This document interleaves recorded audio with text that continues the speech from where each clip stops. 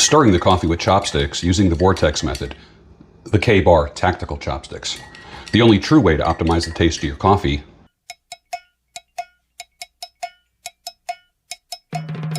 At the molecular level.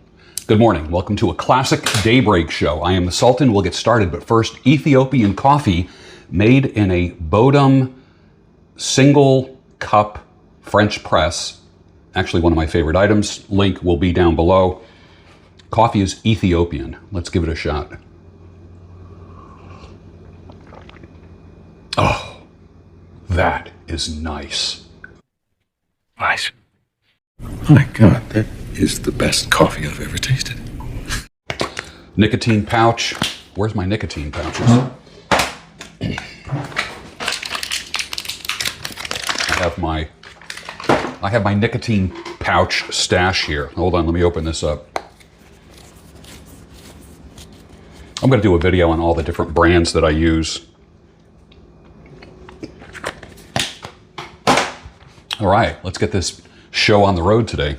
The sun is starting to come up, and hold on one second. I need to move this table because I'm going to be in the sun by the end of the show. So give me 1 second.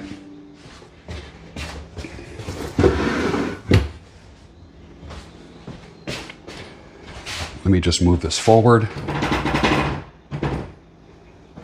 32-inch waist, thank you very much, down from a 42-inch waist.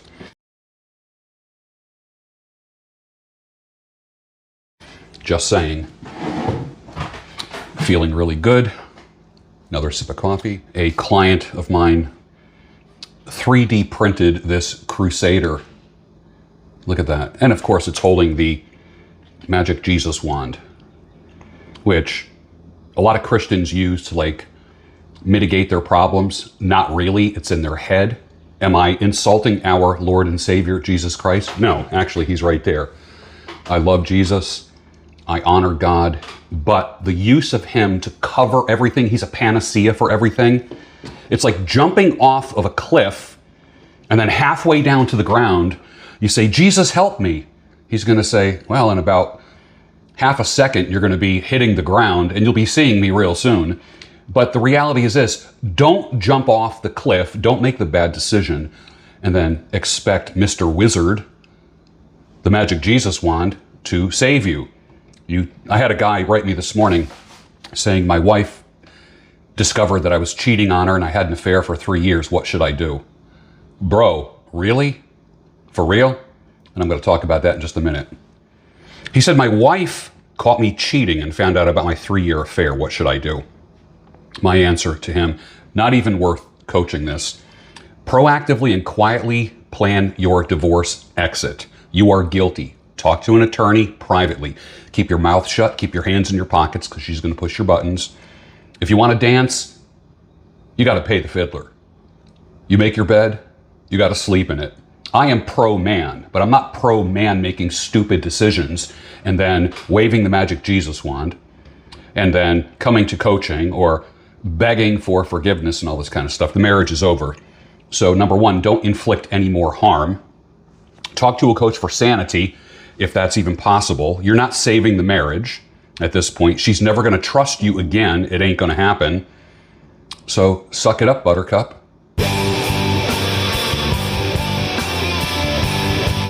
There's consequences to everything.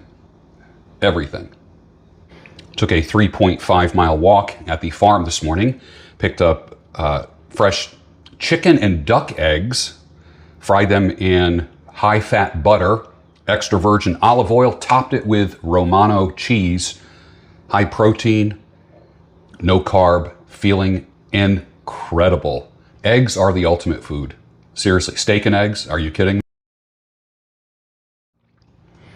Most men don't lose their woman to another man. They lose her slowly, and they don't see it happening.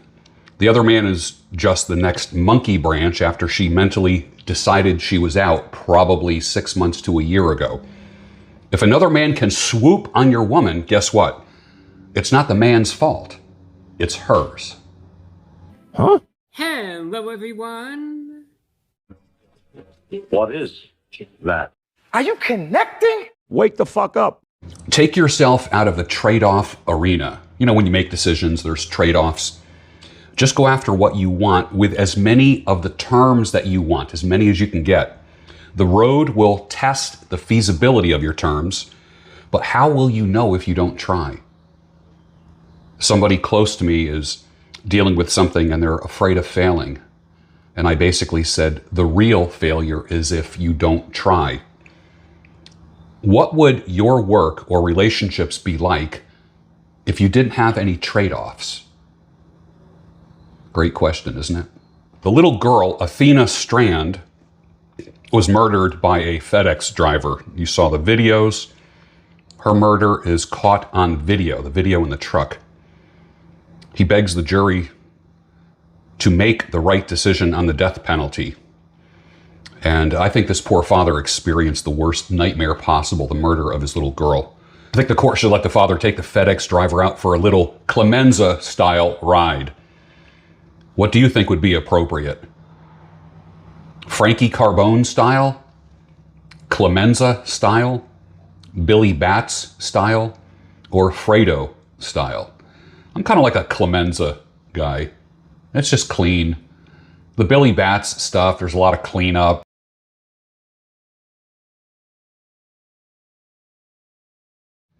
Mark Twain in the late 1800s said, if you don't read the newspaper, you're uninformed. If you read the newspaper, you're misinformed. I don't think anyone reads a newspaper now. I know the Philadelphia Inquirer looks like a pamphlet. I remember Saturday nights getting the early Saturday night version of the Sunday paper. Was that thick. And of course, there'd be all kinds of coupons in Philadelphia. I don't know if it was called Philadelphia. No, it wasn't Philadelphia Magazine. I forget what it was called. Inquirer Magazine. Sometimes I'd get the New York Times Sunday edition, but I don't read newspapers anymore at all. I get probably 99% of my news from Telegram. I'll share those with you.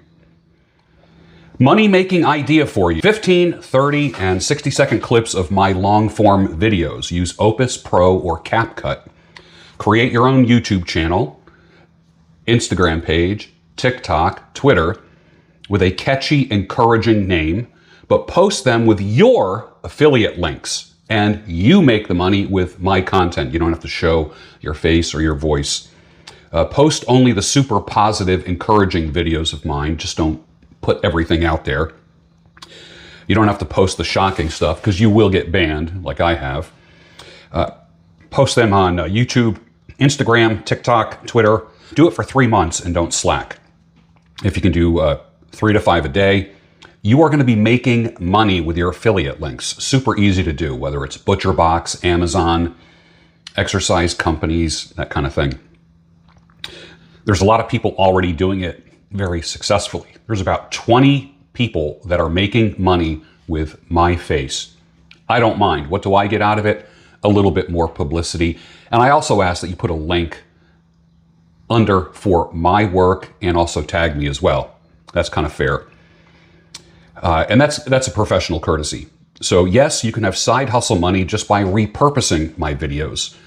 If you want, have me on your channel once a month for a fun interview in your podcast, and it will help build your platforms. So there you go. A good example is Flames of Humility on TikTok, Sultan of Savage on TikTok and Instagram. There are so many out there. New Purpose, Broken Core. I don't even remember all of them, but everyone is making money with the affiliate links. So you are welcome. Well, trust the plan, they said. A bullshit? I respond, fuck that shit. Make your own plan and trust it. Never outsource your plans to MAGA, Republicans, Democrats, politicians, evangelical, dispensationalist Christians, or pastors, because no one is coming to save you. No one is coming to save you. Trust your plan. If you don't have a plan, get some coaching. GeorgeBruno.com. If you're in the middle of rebuilding after a breakup, divorce, or loss of a loved one through death, I work with a very small number of men that are dealing with this. My coaching is ultra private, and my You Can Tell Me Anything coaching style is quite effective. Just go to GeorgeBruno.com. Let me ask you a question. If I gave you $10,000, what business would you start and why? Put your answer down below. Saw something in the New York Post. Man horrified to discover the sore throat he had was actually cancer linked to cunnilingus. Seriously? Think about it. You're going down on a woman who's had more men in her than she'll ever admit to, because in their heart of hearts, women know that it's repulsive and disgusting. It's like eating food off the sidewalk. You wouldn't eat food if it dropped on a sidewalk, would you? Where other people are walking, but you'll eat something that has been a receptacle for unknown numbers of men that you know nothing about? Good job, bro. Good job. I'm kidding on that one. Ugh, think about it. That's pretty disgusting, right? I got nothing against roast beef sandwiches or tacos with your wife or your LTR or your lifelong companion, but random women going down on them? Are you freaking kidding me? Dude.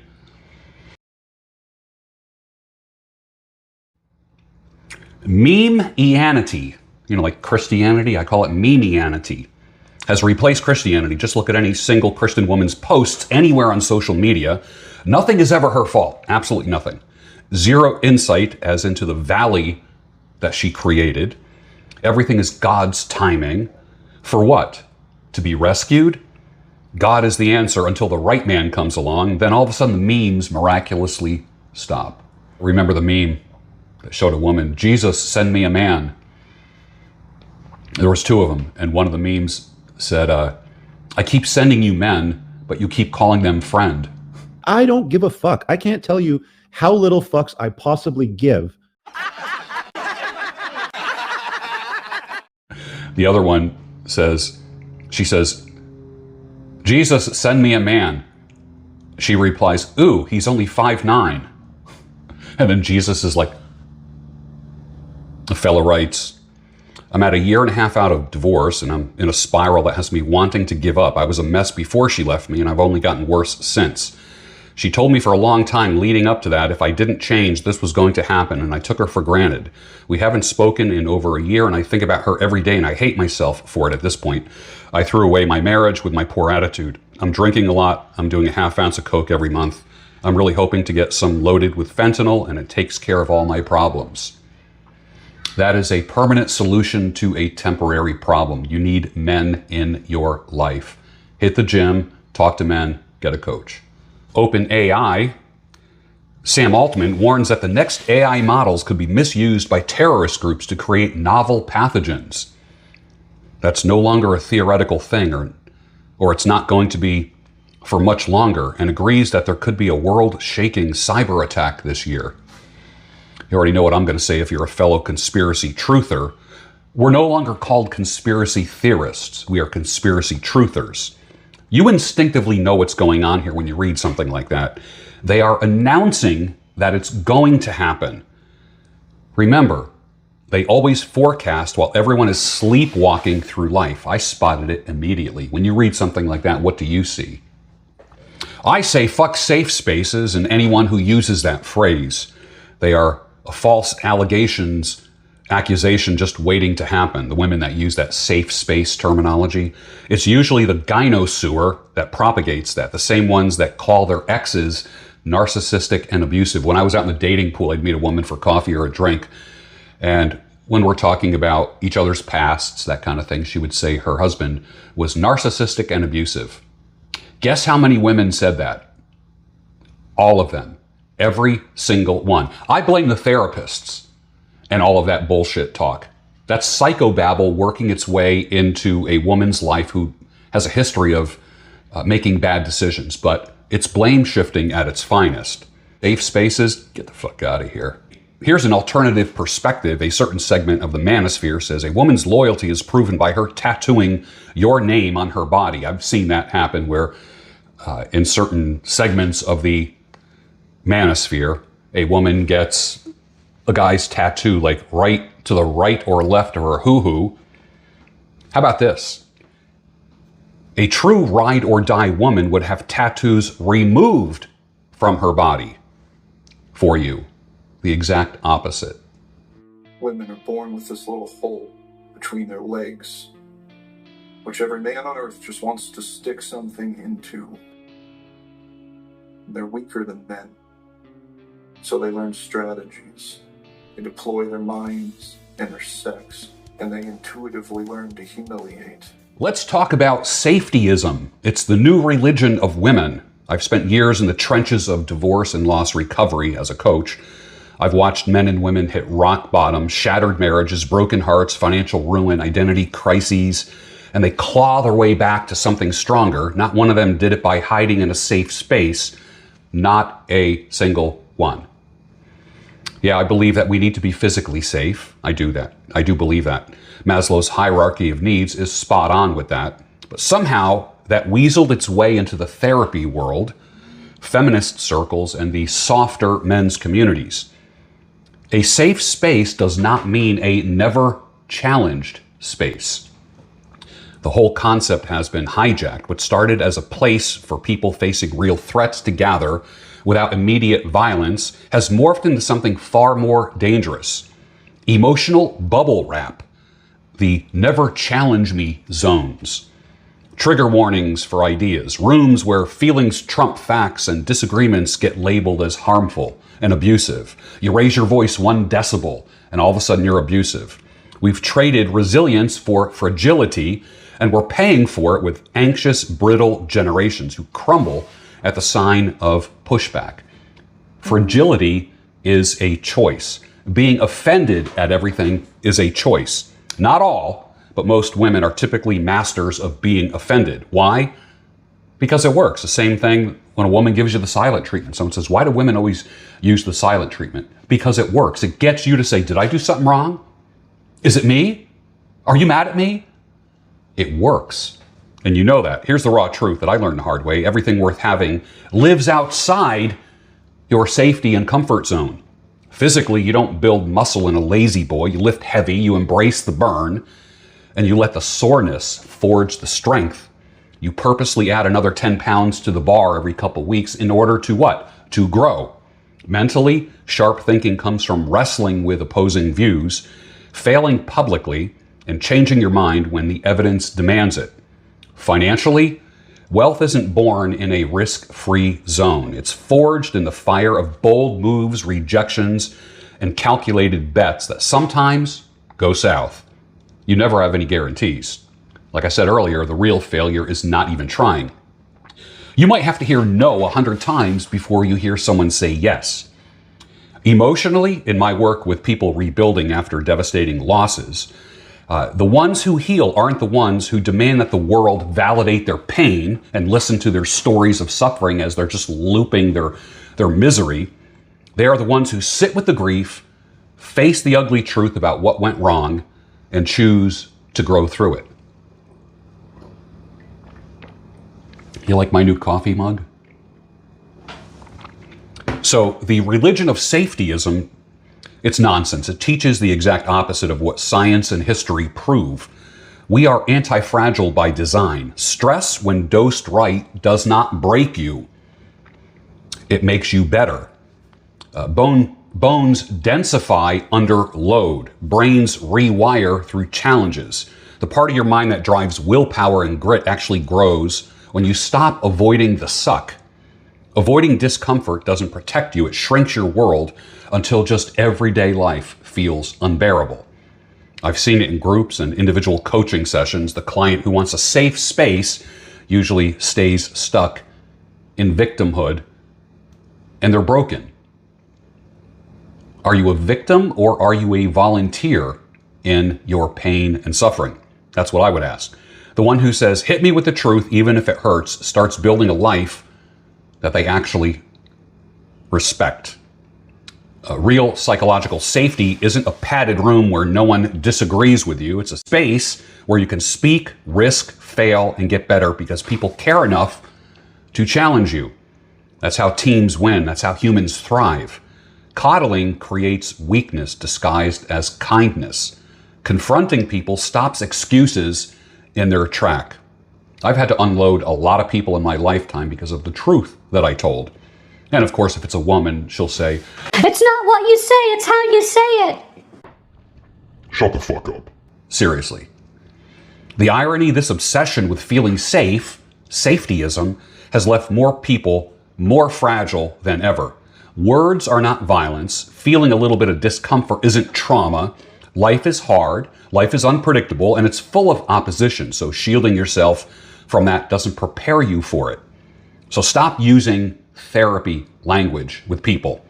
So here's my challenge to you this week. Do one thing that scares the shit out of you. Have the hard conversation that you've been avoiding. Read the article or book that challenges your worldview. Push through one more rep, one more cold call, one more honest look in the mirror. Embrace the suck on purpose. Feel the discomfort and keep going anyway. And get some coaching. If you want to use me as your coach, if I resonate with you, just go to my website, georgebruno.com, and engage in coaching with me. Your future self isn't waiting in a padded room with an emotional support dog. The world does not owe you comfort. It rewards those that are brave enough to leave that comfort behind. Are you with me on this? Modesty. Let's talk about modesty. I think it's dead. Women should cover up more. Nothing against naked women. The only breast that I want to see is my wife in my house. Or when I have a wife. Don't have a wife yet. Women consciously understand that their first and most powerful agency in this life is their sexuality. They can't get attention through their thoughts, concepts, ideas, and performance. So, the skin gets revealed, the cleavage comes out, the ass cheeks are showing, the tight clothing reveal everything. It's the most reliable way to get eyes, especially men's eyes, on them. They take their clothes off as much as possible. They know exactly what they're doing, and then they wonder why men eventually prefer a modest, conservative woman. Gyms are nothing but ass cleavage nipple fests.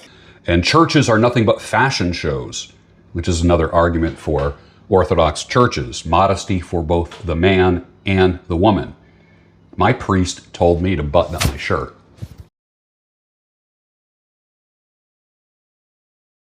Literally.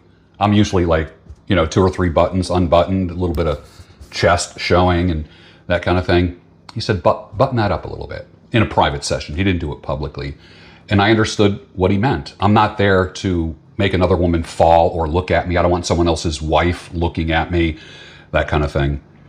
I need to have custody of my eyes and where my eyes go. But I don't want to make anyone else stumble by looking at me. Ladies can't control other men's eyes, but they can at least make an effort to practice modesty. Sure, they can get the men, but they'll never keep a man with a lot of skin showing. We as men, we chase and we give attention to women dressed like OnlyFans girls. Shame on us for not having custody of our eyes and of our mind. I would love for my wife to ooze sexuality, but only with me, not at Wawa. Not at the gym, not on social media. But since attention is a woman's currency, they get paid through the validation and attention of men. Her body should be for your eyes only, and your body should be for her eyes only. Gingham summer dresses always trump Lululemon and Fabletics. Cargo pants and a Henley always look better than a sexy, revealing dress. Bro, she lured you in with TNA, admit it, because it worked. Then you realize that's not what will keep her. You're not going to modestize or conservatize her, another futile act of desperation and control. And that $9 Temu sundress can cost you hundreds of thousands of dollars over a lifetime. Stop rewarding bad behavior in women. Women aren't stupid. They know exactly what they're doing. They know that skin is the ultimate leverage, the fastest way to hijack a man's brain and lock his eyes in place. It's the ultimate shortcut to relevance. But here's the plot twist.